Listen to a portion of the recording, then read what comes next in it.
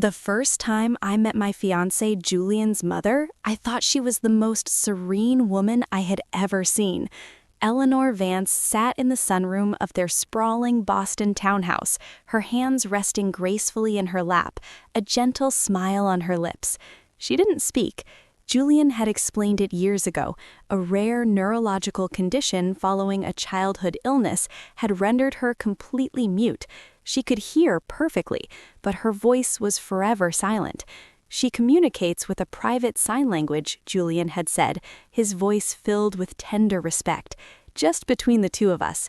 It's our special thing. She finds public ASL too exposing.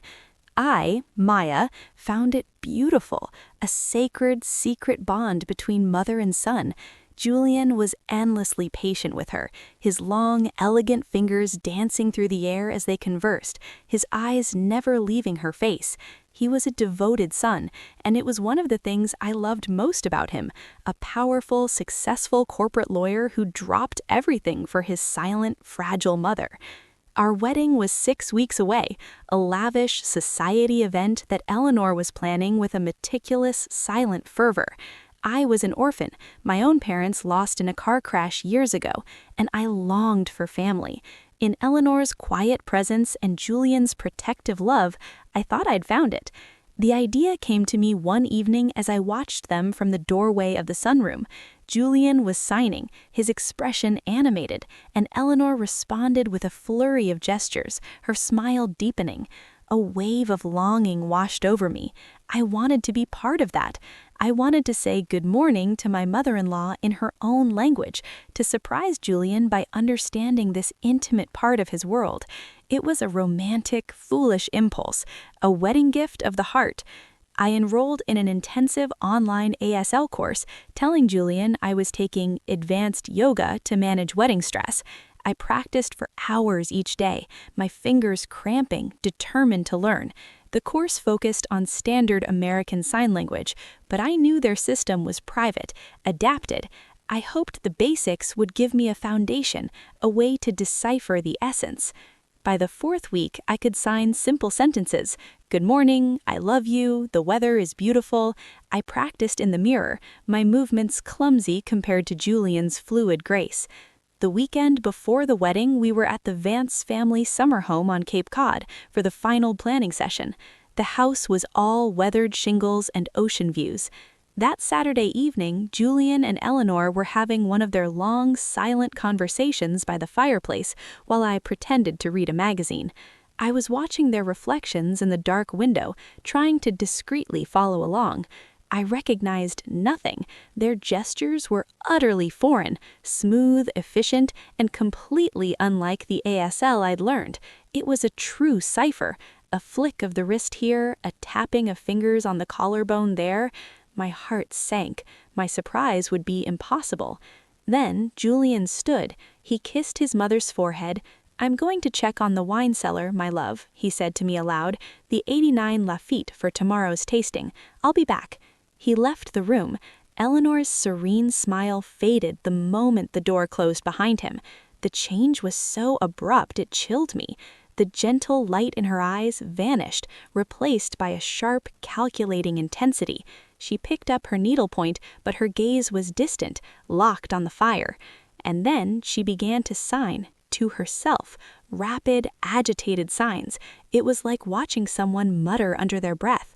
My breath caught. This was my chance. She was using the same private language, but without Julian's distracting presence. I focused, my heart pounding. I saw a sign I recognized from my studies, a modified version of the sign for money, then a gesture like slicing a throat, then a sign that unmistakably, even in this altered form, meant wait. She was signing about money, about waiting. Then she made a sign I didn't know, tapping 2 fingers twice on her temple. Her eyes flicked toward the hallway where Julian had gone, and her lips, which never made a sound, formed a single, silent word. I was a good lip reader from years of loud college parties. The word was soon. A cold trickle of unease seeped down my spine. This wasn't the gentle, silent mother-in-law I knew. This was a woman with a fierce, secret impatience. Julian returned, and the mask of serene sweetness slid back onto Eleanor's face as if it had never left.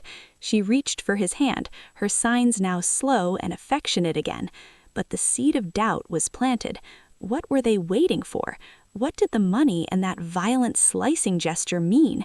That night, in our bedroom overlooking the moonlit ocean, I couldn't sleep. Julian slept peacefully beside me, his face angelic in the dim light. He's just caring for his sick mother, I told myself. You're imagining things, wedding nerves. But the next morning, my curiosity had hardened into resolve. I needed to understand, not just to join their world, but to see what was really in it. The bachelorette party was that night. My best friend, Chloe, had arranged a spa evening at a luxurious hotel in the city. One last night of relaxation before the chaos, she had said. It was the perfect cover. I told Julian I'd be staying at Chloe's apartment afterwards to avoid driving back late. He smiled, kissed me, and said, "Have fun, my almost wife." But I didn't go to Chloe's. I drove back to the Cape Cod house. I knew Julian had a late business call with Hong Kong and would be in his study until at least 1 a.m. Eleanor always retired by 10. My plan was simple, insane, and fueled by that gnawing doubt. I would hide and watch them. I would see their private language when they thought they were truly alone. I parked a mile away and approached the house through the dense beech pines. The ground floor was dark except for Julian's study. Upstairs, Eleanor's bedroom light was on.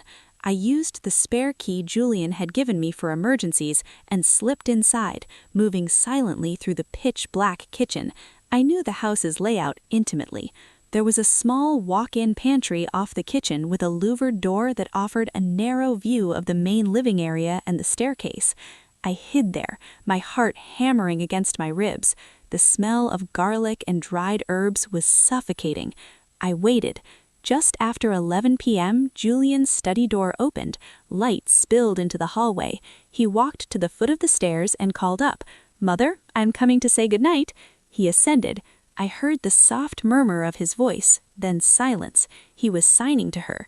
A few minutes later, he came back down, but he didn't return to his study. He went to the living room, gorged himself a generous scotch, and stood before the fireplace, his back to me. He pulled out his phone. He began to sign with one hand while holding the phone, as if rehearsing a conversation. The gestures were clear, deliberate, and this time I understood. Because he wasn't using their private language, he was using pure, unadulterated ASL, the very language I had spent weeks learning. My blood turned to ice in my veins. The signs were unmistakable in the dim light. Finish, soon, the marriage, the will activates, then the accident. He paused, took a sip of scotch, then signed again, slower, with chilling clarity. No suspicion. She is alone. No family. The police will see grief. He put the phone down and rubbed his temples, a man weary from planning, not planning a wedding, planning a murder. My murder. The room swam in my head. I clutched a shelf for support, sending a faint tremor through the cans. He didn't hear. He was lost in his deadly choreography. Then he looked toward the staircase and made a different set of signs, the flowing private ones. A moment later, Eleanor appeared at the top of the stairs, in her robe. She didn't come down, she simply signed back, her hands moving with a quiet, commanding authority. Julian nodded, replying in their secret code. Then he signed one final thing in ASL, as if for his own brutal clarity. After the honeymoon. Eleanor's lips curved into a smile, not the gentle smile she gave me, a smile of cold, triumphant satisfaction. She turned and disappeared. Julian drained his scotch and headed back to his study. In the dark, airless pantry, I slid to the floor, my silk pajamas soaked with cold sweat. I stuffed my fist in my mouth to stifle the scream that clawed at my throat. The gentle son, the silent mother, it was all a lie, a monstrous, calculated performance. Their private language wasn't a sacred bond, it was a tool for conspiracy, and I, the orphan with no one, was their perfect mark. The marriage would give him control. The accident after would give him everything. He'd played the long game, the devoted fiancé, all to execute a will that likely left his heartbroken husband everything. I thought learning sign language would be a bridge into their world. Instead, it had shown me the precipice they were planning to push me over. The wedding was 6 weeks away, a lavish society event that Eleanor was planning with a meticulous, silent fervor. I was an orphan, my own parents lost in a car crash years ago, and I longed for family. In Eleanor's quiet presence and Julian's protective love, I thought I'd found it. Somehow, I drove back to the city. Somehow, I walked into Chloe's apartment at 3 a.m. My face must have been a mask of shock because she took one look at me and guided me to the sofa, her bachelorette party decorations, pink balloons, and last time single banners, a grotesque parody around us. "Maya, what's wrong? Did something happen with Julian?" The words tumbled out of me in a choked, hysterical whisper. The hidden pantry, the ASL, the signs for marriage, will, accident. Chloe, a criminal defense attorney, listened with growing horror, her professional composure shattering.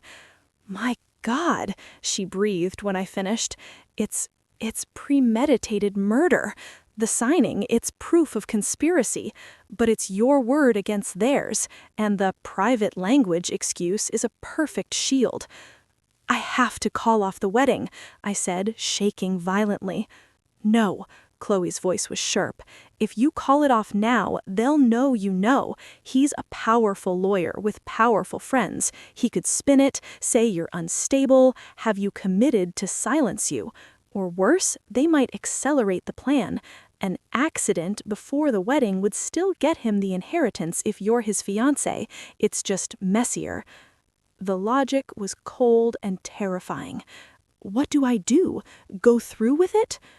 "We trap them," she said, her eyes glittering with fierce resolve. "We make them confess on record. You have to pretend everything is normal. You have to be the blissful, clueless bride, and we wire you up." The next 6 days were an Oscar-worthy performance of a lifetime. I moved through wedding fittings, tastings, and parties with a smile plastered on my face, while inside I was a chamber of echoing terror. Every touch from Julian, once electric, now felt like the brush of a spider. Every serene smile from Eleanor was a glimpse of the monster beneath. Chloe was my lifeline. She contacted a former client, a discreet and exorbitantly expensive private security expert named Marcus. He rigged my life with invisible safeguards. A pendant necklace I always wore contained a microphone and GPS tracker. My engagement ring had a tiny emergency button. My phone was cloned, and all communications with Julian were automatically backed up to a secure server. Most crucially, Marcus installed hidden, wide-angle cameras with crystal-clear audio in my own apartment, where Julian and I often had dinner, and in the sunroom of the Boston townhouse, under the guise of a pre-wedment security sweep I insisted on due to jitters. I had to provoke the confession. I needed them to discuss the plan in terms a court could understand, not just in signs. 2 days before the wedding, over dinner at my apartment, I made my move. I let my wine glass slip, staining the white tablecloth a deep red. "Oh, Julian," I sighed, playing the overwhelmed bride. "What if I'm bad at this? At being a wife? At being part of your family? What if something happens to me?" Julian took my hand, his touch smooth as ice. "Nothing will happen to you, my love. I will protect you. We're family now, and family takes care of each other." His eyes were convincing. "In fact, once we're married, I want to add you to everything. The house, the investments, and my mother's trust. It's a complicated will, but marriage triggers the clauses that let me consolidate to take care of you both properly." There it was, the will, the trigger, said aloud on microphone. I blinked up at him, all naive gratitude. That sounds so responsible. You've thought of everything. I have, he said, kissing my forehead. Every detail. The day before the wedding, the rehearsal dinner was held at the townhouse. It was a small, elegant affair. Eleanor held court, signing happily to Julian, who translated for the guests with charming anecdotes. Mother says she's never seen me so happy, he'd say, while her signs, just out of the guests' sight, were sharp and directive.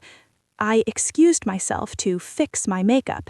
Instead, I slipped into the powder room next to the sunroom. The vent connecting the two rooms carried sound. I could hear them, Julian and Eleanor, thinking they were alone. I heard the soft rustle of clothing, then Julian's voice, low and calm. Everything is ready. The lawyer files the updated spousal entitlements Monday. The resort in Bali is remote, the cliffside villa as requested. Then silence. They were signing. My fingers itched with the need to understand. I risked a glance through a crack in the door.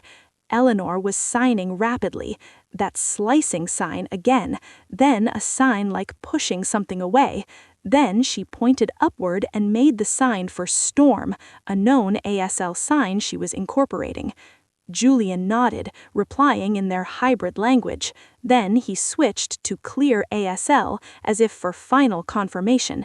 He signed, "After the storm, boat, accident, no body."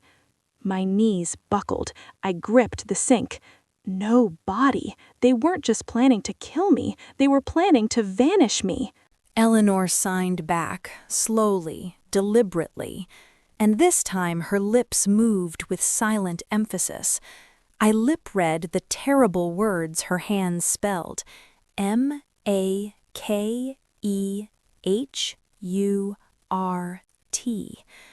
A sob welled in my throat. I swallowed it, the taste of copper and bile in my mouth. The silent, gentle mother wasn't just complicit, she was the architect, demanding cruelty.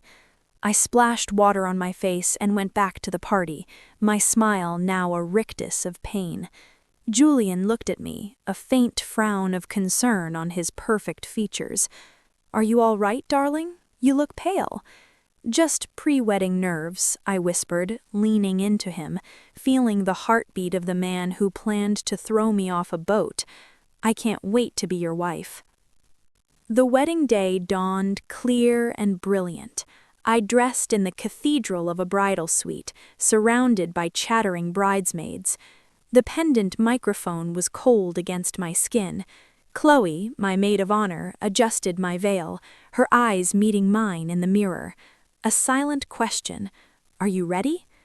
I gave a barely perceptible nod. The performance had reached its final act. The ceremony was a blur of white and music. I floated down the aisle toward Julian, who looked like a prince from a fairy tale. As I took his hand at the altar, I felt the tiny emergency button on my ring beneath my thumb. The priest spoke.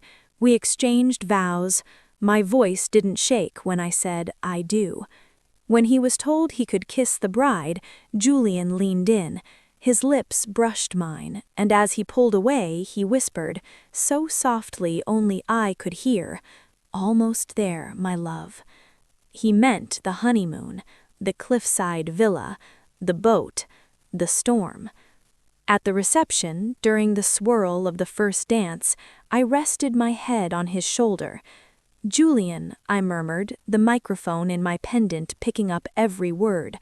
"All this planning, the will, the trust, it's so much. What if I just signed everything over to you now, so we don't have to worry on our honeymoon?" He stiffened almost imperceptibly. Then he laughed, a warm, indulgent sound. "Don't be silly, there's no rush. Let's just enjoy being married. The paperwork can wait until we're back." He couldn't risk me signing things now.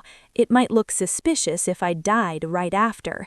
He needed the timeline, the grieving husband narrative to mature. It was the final confirmation. He needed the marriage, and then he needed time. The plan was in motion. My plan. As the reception wound down, I saw Eleanor across the ballroom. She raised her glass of champagne to me, her serene smile in place. Then, with her other hand, hidden by the table, she made a single, clear sign. Not her private one, a common ASL sign I knew well. It was the sign for goodbye. We left for Bali the next morning. Julian was the picture of an attentive new husband. He held my hand, fed me champagne on the plane, and spoke softly of our future. Every word was a lie, and hearing them was a physical agony. The pendant felt like a millstone. Marcus and Chloe were my shadows. They were already in Bali, set up in a villa down the coast from the remote, luxurious resort Julian had chosen. My luggage had been swept for trackers. He'd planted one, and contained a few of Marcus's own devices. The cliffside villa was breathtaking, a private jewel perched above the Indian Ocean. Secluded, Julian said, kissing my neck as we walked in. Just us. That first evening, as a spectacular storm gathered on the horizon, he suggested a moonlight boat ride the following night. The resort has a private skiff. We can take champagne, watch the lightning over the water. It'll be romantic. The storm, the boat, no body. My skin crawled. It sounds perfect, I breathed. While he showered, I activated the emergency button on my ring, a silent digital scream to Marcus and Chloe. The next day, I played my part. I was loving, clingy, slightly drunk on happiness. I insisted on taking selfies, on recording videos for our memory book. Julian humored me, unaware that every video and photo was being instantly uploaded to Marcus's secure cloud. As the storm clouds rolled in that afternoon, I staged my moment. In the villa's open-air living room, with the wind whipping the curtains, I confronted him, not with accusation, but with staged vulnerability. The cameras were rolling. "Julian," I said, my voice trembling with manufactured fear, "last night I had a nightmare. That this was all a trick, that you only married me for Mother's money." I let real tears fall. They weren't hard to summon. He looked startled, then moved to comfort me. "Maya, no, how could you think that? I love you." "But the will, you said the marriage triggered everything. What happens to me, to us, if something goes wrong?" His lawyer's mind saw a loophole to soothe me, to ensure I didn't back out of the boat ride. He took my hands. "Nothing will go wrong. But to ease your mind, yes, Mother's estate is structured so that upon my marriage, the assets move into a shared trust. If something, God forbid, happened to you as my spouse, I would inherit your share, which would then merge back into the main trust. It's just legal protection, my love, for us." He had said it on camera, the financial motive tied to my death. And if something happened to you, I pushed. A shadow crossed his face. "Then everything would go to you, and you'd take care of Mother." He smiled, but it didn't reach his eyes. The idea of me with his money, alive, was clearly intolerable to him. That evening, the storm arrived. The boat ride was still on. "It'll be more dramatic," Julian said, his eyes alight with an excitement that had nothing to do with romance. We boarded the small skiff at the resort's private dock. The sea was churning, the sky a bruised purple. Julian manned the wheel, heading away from the shore toward the open, violent water. I clutched my shawl, the pendant microphone picking up the roar of the wind and engine. He cut the engine when we were a mile out, waves slapping the hull. The resort lights were a distant, fuzzy string. "Here," he shouted over the wind, "the view is incredible." I stood, swaying. He came up behind me, his arms wrapping around my waist. Not an embrace, a positioning. "Julian," I said, turning my face so the microphone caught it, "I know about the will. I know about the accident. I know what you and your mother planned."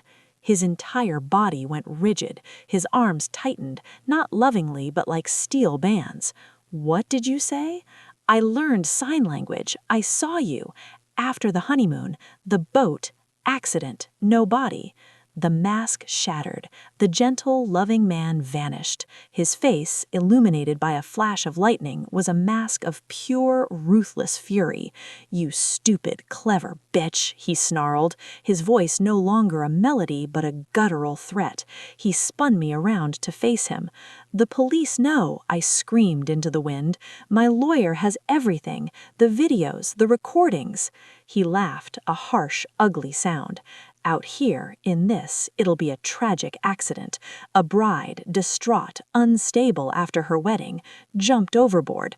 They'll find the empty champagne bottles. They'll believe a grieving husband." He started to force me toward the railing. I fought, clawing at his face. This was the moment Marcus and Chloe were waiting for, the overt act of attempted murder.